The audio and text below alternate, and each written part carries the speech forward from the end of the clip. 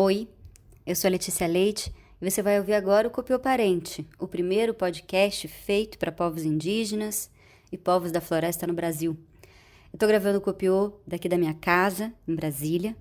Nosso escritório do ISA, aqui em Brasília, permanece fechado e todos nós estamos trabalhando de casa.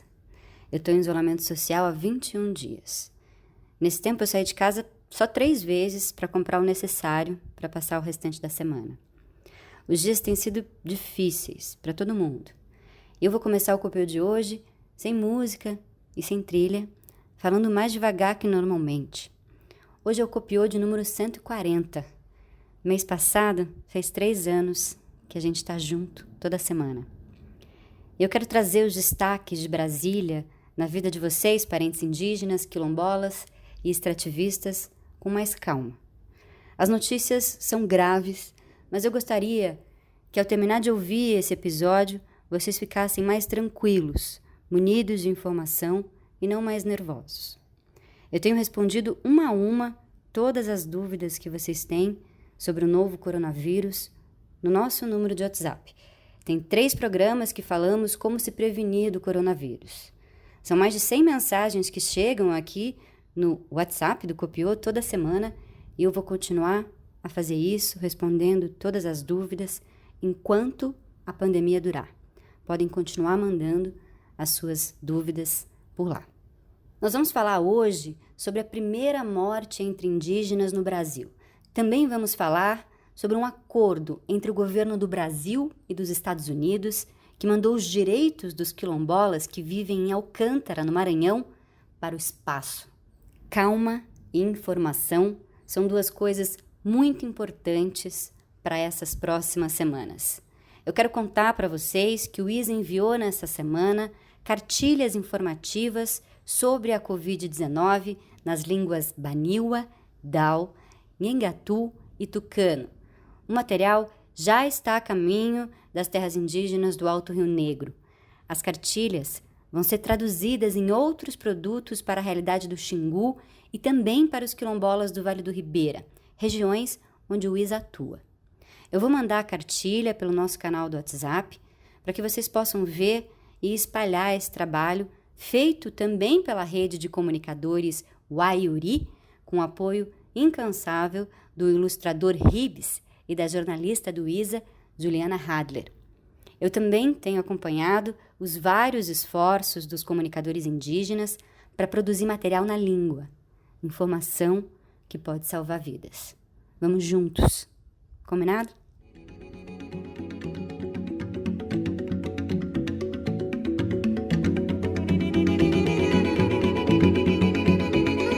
O Brasil tem 10.278 casos confirmados de coronavírus e 432 mortes. Entre indígenas, o Brasil registra até amanhã desse domingo 2 casos. Na última terça-feira, a CESAI havia confirmado oficialmente o primeiro caso de contaminação por Covid-19 em indígenas no Brasil. O caso é de uma jovem de 20 anos da etnia Cocama. Ela é agente indígena de saúde do município de Santo Antônio do Içá, no Alto Rio Solimões, noroeste do Amazonas. Segundo a Secretaria de Saúde, ela foi uma das pessoas que teve contato com um médico diagnosticado com a doença na semana passada. Ainda conforme a CESAI, estão ambos isolados e sem sintomas. E na última quinta-feira, dia 2 de abril, o ISA confirmou o primeiro caso de indígena que pode ter morrido por Covid-19 no país. Deu positivo o teste de uma senhora de 87 anos, da etnia Borari, e a família pede que não seja divulgado o nome dela, falecida no dia 19 de março em Alter do Chão, município de Santarém, no Pará. A divulgação do caso causou polêmica, entre outros motivos, porque a Secretaria de Saúde Pública do Pará e nem a Prefeitura informaram que se tratava de uma indígena.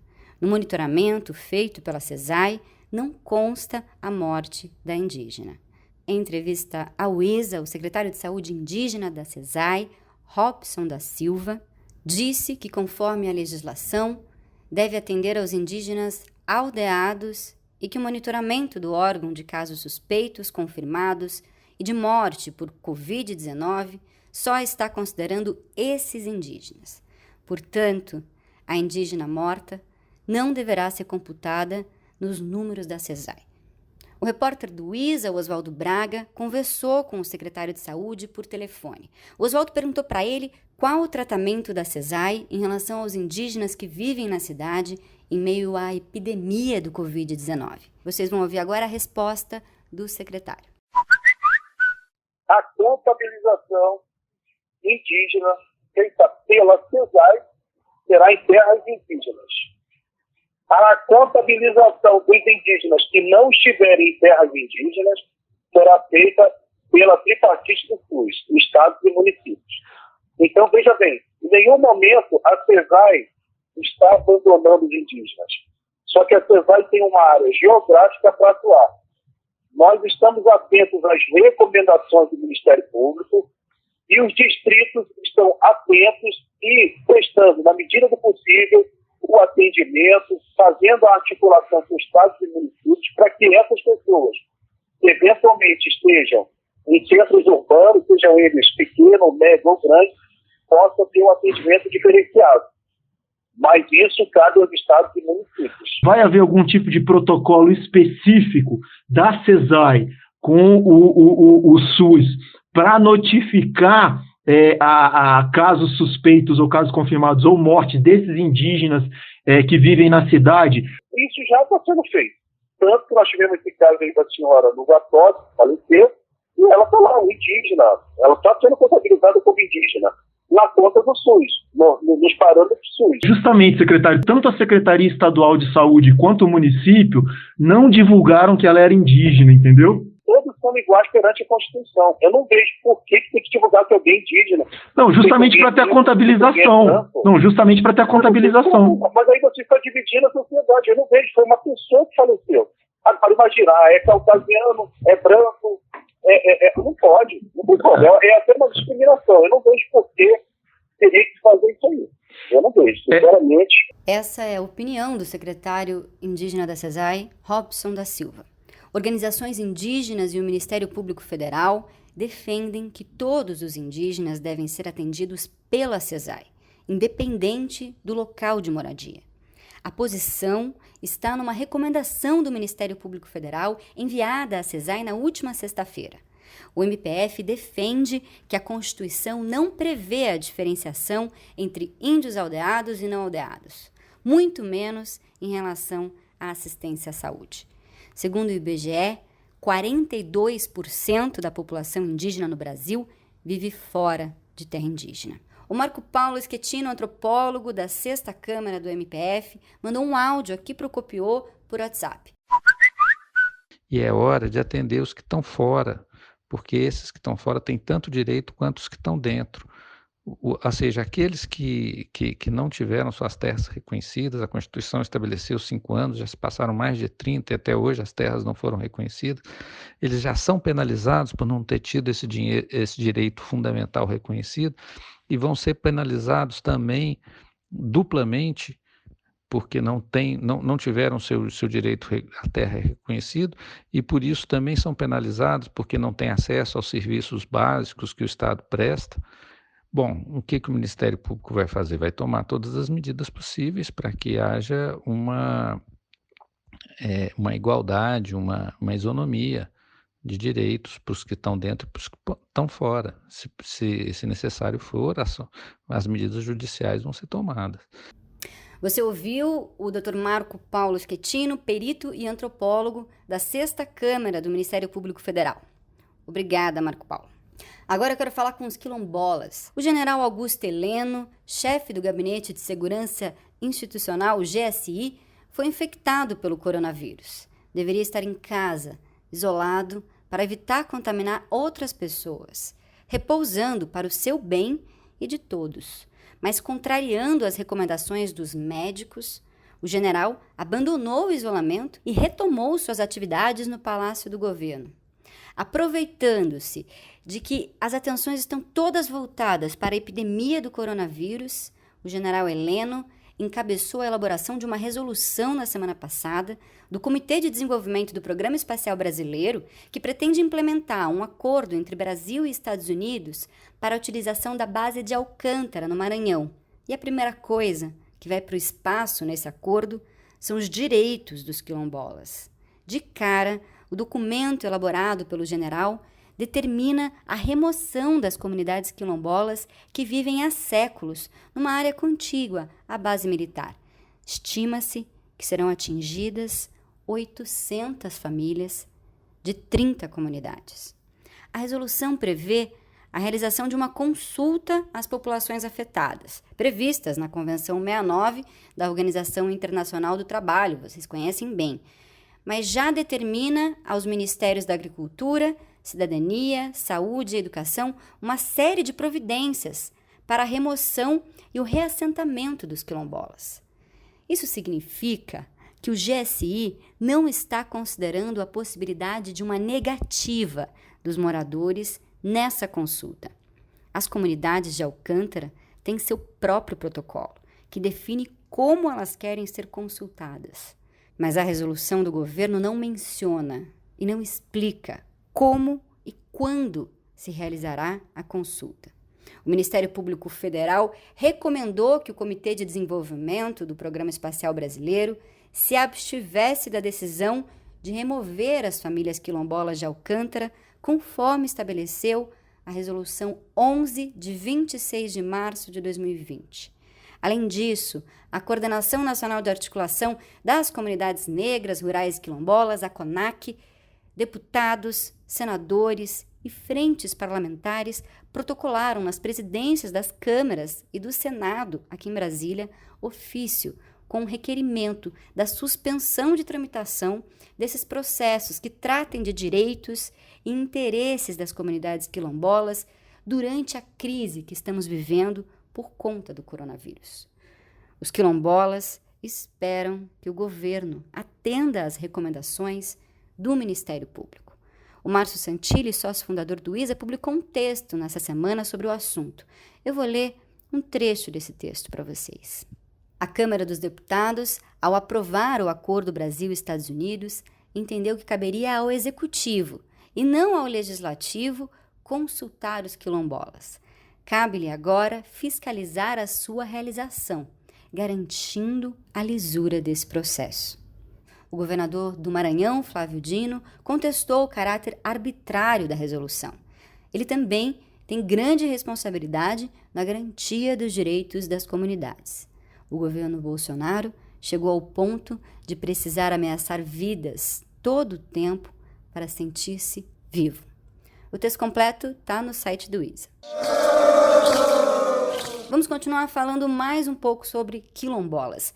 Se a situação dos povos indígenas diante da pandemia do coronavírus já é crítica, a situação dos quilombolas é ainda mais crítica.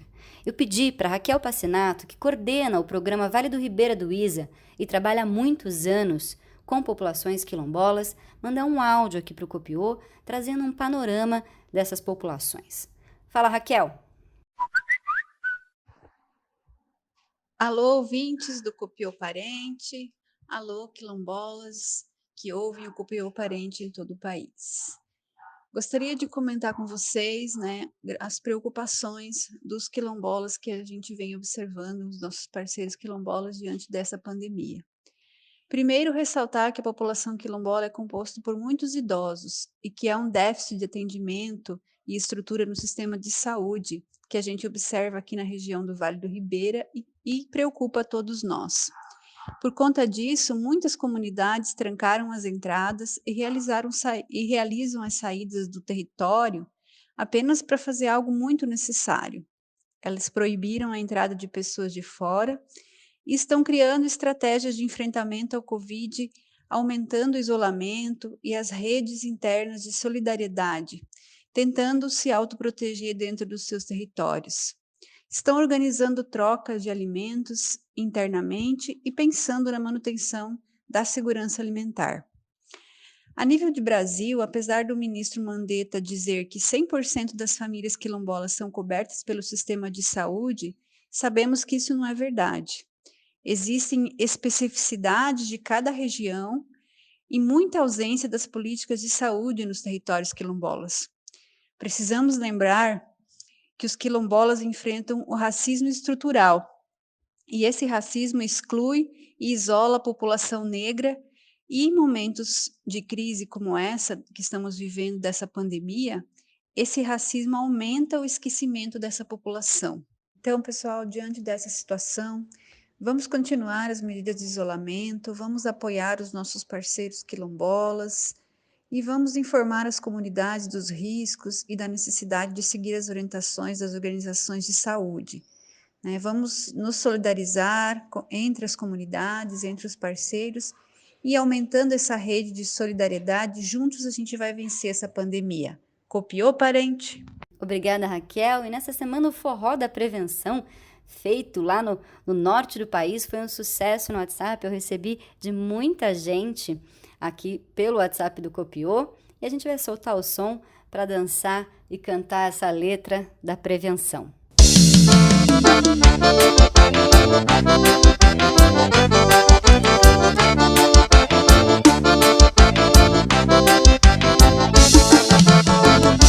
Vamos nos cuidar, vamos nos unir contra o coronavírus, vamos juntos prevenir. Vamos nos cuidar, vamos nos unir contra o coronavírus, vamos juntos prevenir. Vamos manter a quarentena, fazendo isolamento social, não deixando entrar nas comunidades essa grave infecção. Vamos manter a quarentena, fazendo isolamento social, não deixando entrar nas comunidades essa grave infecção. Vamos nos cuidar, vamos nos unir contra o coronavírus, vamos juntos prevenir. Vamos nos cuidar, vamos nos unir contra o coronavírus, vamos juntos prevenir. Para diminuir o risco de infecção, tem que lavar as mãos, tem que lavar as mãos. Para diminuir o risco de infecção, higienização, álcool gel, água e sabão. Vamos nos cuidar, vamos nos unir contra o coronavírus, vamos juntos prevenir. Vamos nos cuidar, vamos nos unir contra o coronavírus, vamos juntos prevenir. Letícia Monteiro, enfermeira de Ceileste, Roraima.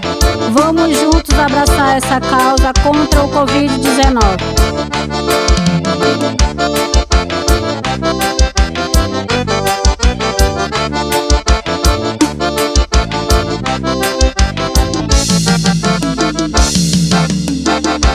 Hoje é domingo, 5 de abril. Eu peço desculpas a vocês pelo atraso no Copiou dessa semana.